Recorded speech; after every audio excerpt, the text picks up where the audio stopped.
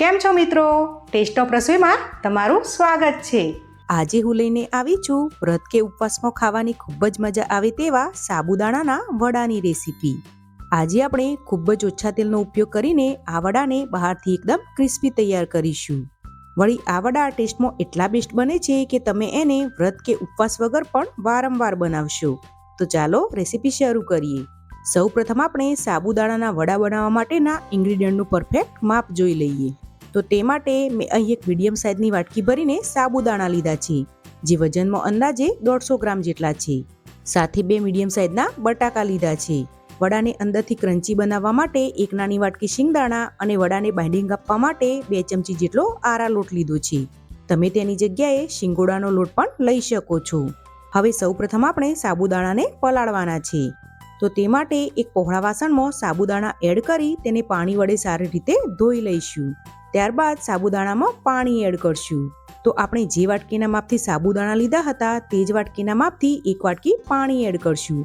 એટલે કે અહીં આપણે સાબુદાણા અને પાણીનું માપ એક સરખું રાખવાનું છે। અહીં આપણા સાબુદાણા ડૂબે એટલું જ પાણી આપણે સાબુદાણામાં એડ કરવાનું છે। હવે વાસણને ઢાંકણ ઢાંકી સાબુદાણાને 4 થી 5 કલાકનો રેસ્ટ આપીશું। તમે સાબુદાણાને પૂરી રાત માટે પણ પલાળી શકો છો।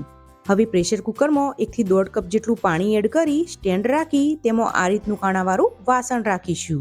હવે તેના પર આપણે બટાકા બાફવા માટે રાખી પ્રેશર કુકરનું ઢાંકણ ઢાંકી મીડિયમ ગેસની ફ્લેમ પર 4 થી 5 વિસલ કરી લઈશું, જેથી આપણા બટાકા સારી રીતે કૂક થઈ જાય। હવે શિંગદાણાને કડાઈમાં એડ કરી મીડિયમ ટુ હાઈ ગેસની ફ્લેમ પર તેને સતત હલાવતા જઈને શેકી લઈશું। શિંગદાણા શેકાઈ જાય એટલે તેને ઠંડા કરવા માટે એક પ્લેટમાં કાઢી લઈશું। હવે આ શિંગદાણા ઠંડા થાય એટલે આપણે તેનો ફોતરાનો ભાગ પણ અલગ કરી લઈશું। આપણું કુકર સારી રીતે ઠરી ગયું છે, તો હવે કુકરનું ઢાંકણ ખોલી તેમાંથી બટાકા કાઢી લઈશું। હવે આ બટાકા ઠંડા થાય એટલે તેની છાલનો ભાગ દૂર કરી લઈશું। અહીં મેં બંને બટાકાની છાલનો ભાગ દૂર કરી લીધો છે। તો હવે આ રીતની છીણીની મદદથી બટાકાને આપણે સારી રીતે છીણી લઈશું। અહીં તમે બટાકાને મેશરની મદદથી મેશ પણ કરી શકો છો, પરંતુ આ રીતે બટાકાને છીણવાથી તેમાં જરા પણ ગાંઠાનો ભાગ નથી રહેતો અને સાબુદાણા જોડે બટાકા એકદમ સારી રીતે ભળી જાય છે। અહીં મેં બંને બટાકાને સારી રીતે છીણી લીધા છે। 5 કલાક જેવું થઈ ગયું છે અને આપણા સાબુદાણા એકદમ સારી રીતે પલળીને ફૂલી ગયા છે। સાબુદાણાનો દાણો ચેક કરીએ તો તે આસાનીથી મેશ થઈ જાય છે। વળી તેમાં જરા પણ પાણીનો ભાગ નથી જણાતો। તો વડા બનાવવા માટે આપણા સાબુદાણા એકદમ પરફેક્ટ તૈયાર છે।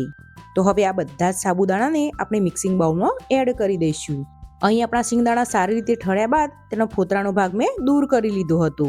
તો હવે આ શિંગદાણાને મિક્સર જારમાં એડ કરી મિક્સર જારનું ઢાંકણ ઢાંકી પલ્સ મોડ ઉપર તેનો અધકચરો ભૂકો તૈયાર કરી લઈશું।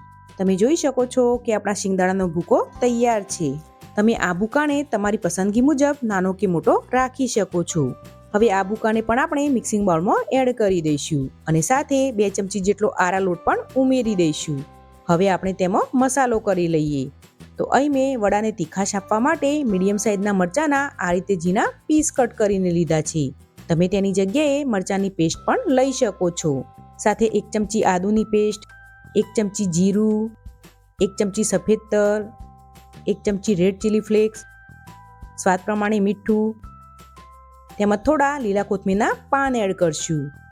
હવે 1 ચમચી દરેલી ખાંડ તેમજ અડધો લીંબુનો રસ એડ કરી ચમચા વડે બધી જ વસ્તુને એકદમ સારી રીતે મિક્સ કરી લઈશું। બધી જ વસ્તુ એકદમ સારી રીતે મિક્સ થઈ જાય એટલે હાથની મદદથી મિશ્રણને આ રીતે હળવે હાથે મસળતા જઈને મિક્સ કરી લઈશું। અહીં આપણા સાબુદાણા મેશ ન થઈ જાય એ રીતે જ આપણે મિશ્રણને ભેગું કરવાનું છે। મિશ્રણને ભેગું કરવામાં જરા પણ પાણીનો ઉપયોગ નથી કરવાનો। મિશ્રણ સારી રીતે ભેગું થઈ ગયા બાદ થોડું મિશ્રણ હાથમાં લઈને તેનો આ રીતનો મીડિયમ સાઇઝનો બોલ્સ બનાવી લઈશું। ત્યારબાદ મિશ્રણને હથેળીમાં રાખી હળવું પ્રેસ કરી આ રીતે વડાનો શેપ આપીશું।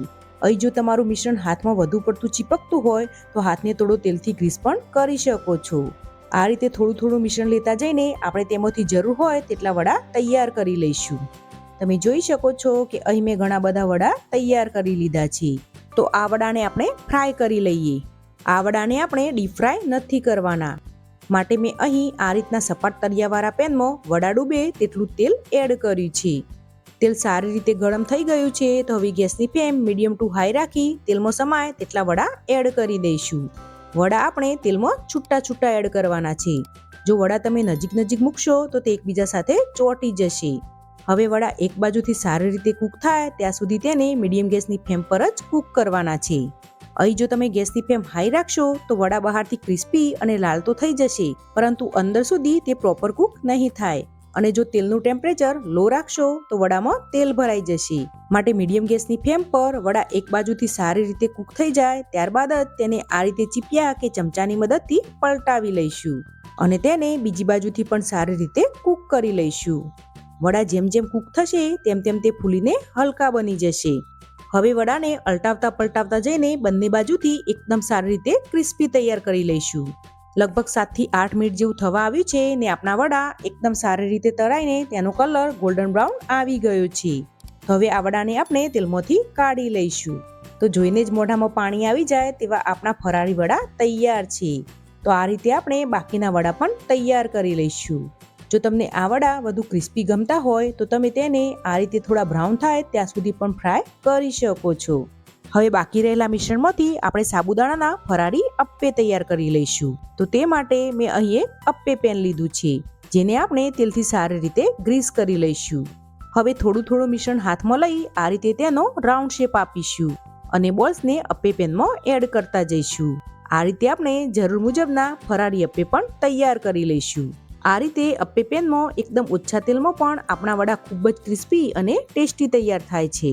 તો હવે ફટાફટ ફરાળી અપ્પે બનાવી લઈએ. તો તે માટે આપણે અપ્પે પેનને મીડિયમ ગેસની ફ્લેમ પર રાખી અપ્પેની ઉપરની સાઈડને થોડા તેલથી ગ્રીસ કરી લઈશું અને ત્યારબાદ ઢાંકણ ઢાંકી મીડિયમ ગેસની ફ્લેમ પર અપ્પેને સારી રીતે કૂક કરી લઈશું. 2 મિનિટ બાદ ઢાંકણ ખોલી અપ્પેની સાઈડને ચમચીની મદદથી પલટાવી લઈશું, જેથી આપણા અપ્પે બંને બાજુથી સારી રીતે કૂક થઈ શકે. હવે અપ્પેને કવર કરી ફરીવાર કૂક થવા દઈશું. અહીં જરૂર જણાય તેમ અપ્પેને વારે ઘડી ચેક કરતા જઈને અપ્પેની સાઈડને બદલતા રહેવું, જેથી અપ્પે બધી બાજુથી એકદમ સારી રીતે શેકાઈ જાય.